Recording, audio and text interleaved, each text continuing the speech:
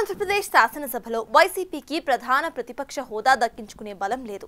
కేవలం 11 సీట్లకే పరిమితమవుతున్న ఆ పార్టీ ప్రతిపక్ష హోదా డిమాండ్తో అసెంబ్లీకి డుమ్మా కడుతూ వస్తోంది. కానీ బలం ఉన్న శాసన మండలికి మాత్రం వైసీపీ హాజరవుతుంది. మండలిలో ప్రతిపక్ష నాయకుడిగా సీనియర్ నేత బొత్స సత్యనారాయణ ఉన్నారు. అయితే ప్రస్తుత అసెంబ్లీ సమావేశాల సందర్భంగా బొత్స వైఖరి జగన్ కు ఇబ్బంది పెట్టేలా తయారైందని వైసీపీ పెద్దలు భావిస్తున్నారట.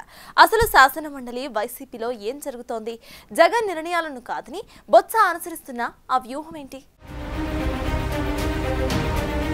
వైసీపీ పెద్దల్లో శాసన మండలిలో ప్రతిపక్ష నేత బొత్స సత్యనారాయణ వ్యవహార శైలిపై చర్చ జరుగుతుందని టాక్ గట్టిగా వినిపిస్తోంది. అసెంబ్లీ సమావేశాల సందర్భంగా మండలి ప్రతిపక్ష నేత బొత్స సత్యనారాయణ తీరు జగన్ ను ఇబ్బంది పెట్టేలా ఉందని వైసీపీ నేతలే అంటున్నారట. ఉద్దేశపూర్వకంగా జగన్ కు సమస్యలు సృష్టించేందుకు బొత్స కుట్ర చేస్తున్నారని అనుమానిస్తున్నారట. శాసన మండలిలో చోటు చేసుకున్న పరిణామాలే దానికి నిదర్శనంగా భావిస్తున్నారట. కేంద్ర ప్రభుత్వం అత్యంత ప్రతిష్టాత్మకంగా భావిస్తున్న జీఎస్టీ సంస్కరణల విషయంలో వైసీపీ స్టాండ్ చాలా క్లియర్ గా ఉంది. జగన్ జీఎస్టీ సంస్కరణలపై ఆహో ఓహో అని ట్వీట్ చేశారు. కానీ బొత్స మండలిలో జీఎస్టీ అమలు విషయంలో కేంద్రాన్ని ప్రశంసిస్తూ చేస్తున్న తీర్మానాన్ని వ్యతిరేకిస్తామని ప్రకటించడంతో అందరూ ఆశ్చర్యపోయారట. సభలో ఆయన జీఎస్టీ తీర్మానానికి అనుకూలంగా స్పందిస్తారని అందరూ అనుకున్నారు. కానీ ఆయన వ్యతిరేకించబోతున్నారని తెలిసి పైనుంచి ఒత్తిడి రావడంతో వ్యతిరేకించలేదంటున్నారు. అలాగని బొత్స సత్యనారాయణ తీర్మానాన్ని సమర్థించలేదు. చివరికి బయటకు వచ్చిన ఆయన ఇడ్లీ దోశలపై జీఎస్టీ క్లాట్ ఇవ్వకపోవడాన్ని ప్రశ్నించడంతో ఆ కథ ముగిసినట్లయిందట.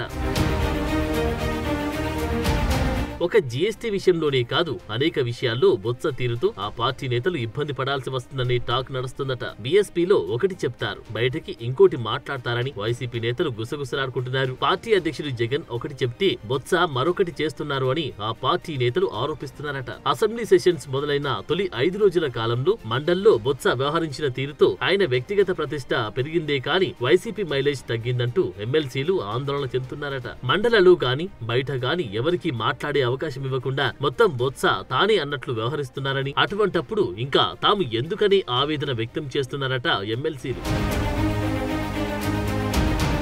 మండలిలో ప్రభుత్వ కూటమి కన్నా ప్రతిపక్షానికే ఎక్కువ బలం ఉంది. దీంతో శాసనసభకు వైసీపీ డుమ్మా కొడుతూ ఉన్న మండలి సమావేశాలు అంతో ఇంతో సజావుగా సాగుతున్నాయి. ఇలాంటి సమయంలో ప్రభుత్వం ప్రవేశపెట్టిన అంశాలపై చర్చల్లో భాగంగా కొన్నింటిని వ్యతిరేకించడం, మరికొన్నింటిని వాకౌట్ ద్వారా బహిష్కరిస్తున్నట్లు వైసీపీ సభ్యులు ప్రకటిస్తున్నారు. దీంతో పార్టీ స్టాండ్ లో భిన్నాభిప్రాయాలు ఉన్నాయనేది ఎస్టాబ్లిష్ అయిందని టాక్ నడుస్తుందట. కేంద్ర ప్రభుత్వ విషయంలో జగన్ చాలా ఆచితూచి వ్యవహరిస్తున్నారు. ఉపరాష్ట్రపతి ఎన్నికల్లోనూ ఎన్డీఏ అభ్యర్థికి జగన్ మద్దతు ప్రకటించారు. కేంద్ర ప్రభుత్వానికి సంబంధించిన కొన్ని అంశాలపై జగన్ నిర్ణయాలు కొంత ఇబ్బందికరంగా మారాయనే టాక్ ఇంటర్నల్ గా నడుస్తోంది. ఆ క్రమంలో బొత్స వ్యవహారం వైసీపీలో అనేక రకాల చర్చలకు కారణమవుతోంది. ఆయన ఇటీవల తీరు జగన్ ను అవమానించేలా ఉందని అనుకుంటున్నారు. ఇటీవల షర్మిలతో ఆత్మీయంగా ముచ్చట్లు, రఘురామ వంటి వారితో కలవడం జగన్ కు కొత్త అనుమానాలు రేకెత్తించేలా చేస్తున్నాయట. గత అసెంబ్లీ సమావేశాల్లోనూ బొత్స తీరుపై సోషల్ మీడియాలో విస్తృతంగా ప్రచారం జరిగింది. పవన్ కు బొత్స కరచాలనం చేయడం పెద్ద హాట్ టాపిక్ గా మారింది. ఆ సంఘటనపై బొత్స వివరణ కూడా ఇవ్వాల్సి వచ్చింది. మొత్తానికి శాసన మండలిలో తగినంత బలమున్న ప్రభుత్వాన్ని కనీసం ఇబ్బంది పెట్టలేకపోతున్నారు అని వైసీపీ శ్రేణులు అభిప్రాయపడుతున్నాయి. చూడాలి రానున్న రోజుల్లో మండలిలోని బొత్స వ్యవహారం ఏ మలుపు తిరుగుతుందో.